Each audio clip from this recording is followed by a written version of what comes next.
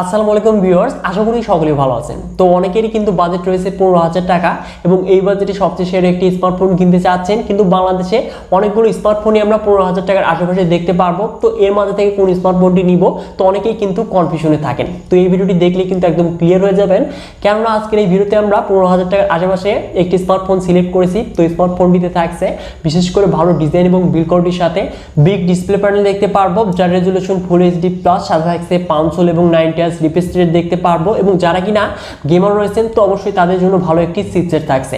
তো এছাড়াও কিন্তু এই ফোনটিতে আরো বেশ কিছু আকর্ষণীয় ফিচার দেখতে পারবো। তো 15,000 টাকার আশেপাশে যদি আপনার বাজেটটি হয়ে থাকে, তাহলে বর্তমান সময়ে ইনফিনিক্স হট 11s এই স্মার্টফোনটি কিন্তু বেস্ট হতে যাচ্ছে। তো অবশ্যই এই ফোনটিতে কিন্তু আরো ভালো ভালো ফিচার দেখতে পারবো।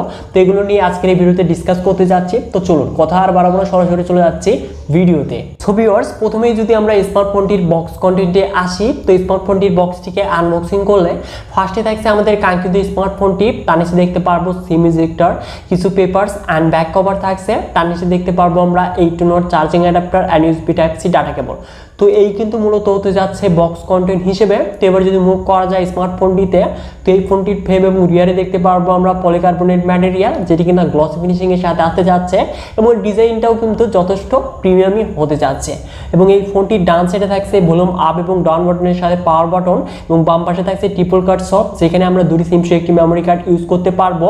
এবং নিচে থাকছে 3.5mm audio jack, primary microphone, USB type C port এবং স্পিকার গ্রিল, এবং উপরে কোনো কিছুই থাকছে না। তো অবশ্যই সেকেন্ডারি নয়েজ ক্যান্সেলেশন কিন্তু থাকা উচিত ছিল। তো এই ফোনটিতে সেকেন্ডারি নয়েজ ক্যান্সেলেশন ছাড়া কিন্তু এই স্মার্টফোনটির ডিজাইন এবং বিল্ড কোয়ালিটি কিন্তু যথেষ্ট প্রিমিয়ামই বলা যায়।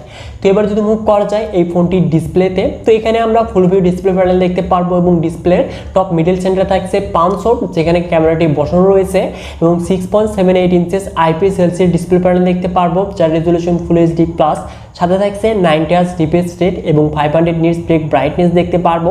তো অবশ্যই এই স্মার্টফোনটির কালার কন্ট্রাস্ট ব্রাইটনেস সকল কিছু কিন্তু আমরা যথেষ্ট ভালো দেখতে পারবো। বিশেষ করে আপনারা যারা কিনা মাল্টিমিডিয়া ওয়াচ করতে চাচ্ছেন, তো অবশ্যই বিগ ডিসপ্লে হওয়ার কারণে কিন্তু যথেষ্ট কমফোর্টেবল মনে হবে আপনাদের কাছে।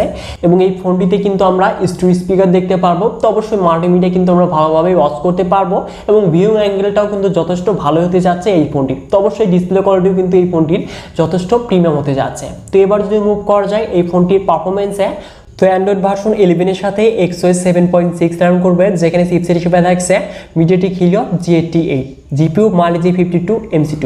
তো অবশ্যই এই চিপসেটটি কিন্তু যথেষ্ট পাওয়ারফুল চিপসেট, আমরা অনেক কয়টি স্মার্টফোনেই দেখেছি। তো এই স্মার্টফোনটি দিয়ে আমরা পাবজিতে 40 FPS আউটপুটটা পেতে যাচ্ছি। তো বিশেষ করে এখানে গেমিং পারফরমেন্সে কিন্তু জাইরো সেন্সরও থাকছে। তো অবশ্যই এই ফোনটি দিয়ে কিন্তু আমরা যথেষ্ট ভালো গেমিং পারফরমেন্স দেখতে পারবো।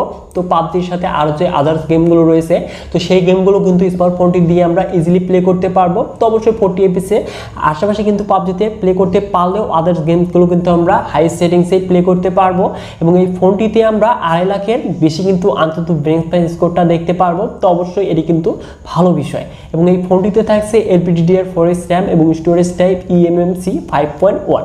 তো অবশ্যই ডাটা রিড এবং রাইট হবে কিন্তু যথেষ্ট ফাস্ট স্পিডে। তো অ্যাপ ওপেন এবং ক্লোজিং কিন্তু আমরা যথেষ্ট ভালোভাবেই দেখতে পারবো।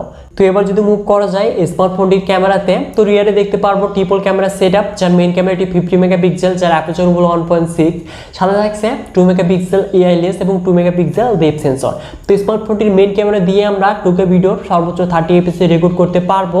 এবং এই ফোনটির মেইন ক্যামেরা দিয়ে কিন্তু আমরা যথেষ্ট ভালো পিকচার কোয়ালিটি দেখতে পারবো। তো দেখতে পাচ্ছেন কোয়ালিটি, বিশেষ করে কিন্তু নাইট মোডে এই ফোনটি দিয়ে আমরা যথেষ্ট ভালো পিকচার ক্লিক করতে পারবো, কেননা এখানে অ্যাপারচার হলো 1.6 হওয়ার কারণে যথেষ্ট ভালো পিকচারই কিন্তু ক্লিক করতে পারবো নাইট মোডে। তো এই বাজেটে যথেষ্ট ভালো পিকচার কোয়ালিটি কিন্তু আমরা পেতে যাচ্ছি এই স্মার্টফোনটি দিয়ে।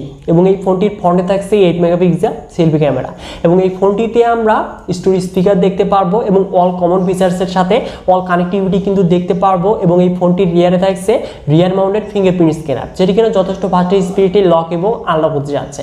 সাথে দেখতে পারবো আমরা 5000 mAh ব্যাটারি, যেটি কিনা 8 নট ফাস্ট চার্জিং সাপোর্টেড। তো অবশ্যই স্মার্টফোনটি দিয়ে কিন্তু আমরা একদিনের চাইতে বেশি ব্যাটারি ব্যাকআপ দেখতে পারবো। তো এবার যদি আসা যায় এই স্মার্টফোনটির প্রাইসে, তো এই ফোনটির 6GB 128GB ভ্যারিয়েন্টটি আমরা বাংলাদেশে 15,000 টাকার আশেপাশে দেখতে পাচ্ছি। তো অবশ্যই 15,000 টাকা আপনার যদি বাজেট হয়ে থাকে, এই বাজেটে বিগ ডিসপ্লে প্যানেলের সাথে 500 এবং 90Hz রিফ্রেশ রেট চাচ্ছেন এবং ভালো গেমিং পারফরমেন্স চাচ্ছেন এবং ভালো ক্যামেরা সেটআপ চাচ্ছেন, তাহলে অবশ্যই এই ফোনটি কিন্তু আপনার জন্য বেস্ট হতে যাচ্ছে। তো এই স্মার্টফোনটি আপনাদের কাছে কেমন লাগলো অবশ্যই ভিডিওতে লাইক করে কমেন্ট করে জানিয়ে দিবেন এবং এই চ্যানেলটিতে নতুন হলে চ্যানেলটিকে সাবস্ক্রাইব করে হয়ে যান ফ্যামিলির একজন নতুন সদস্য। সো ভিউয়ার্স, দেখা হচ্ছে শীঘ্রই নতুন কোনো ভিডিও নিয়ে।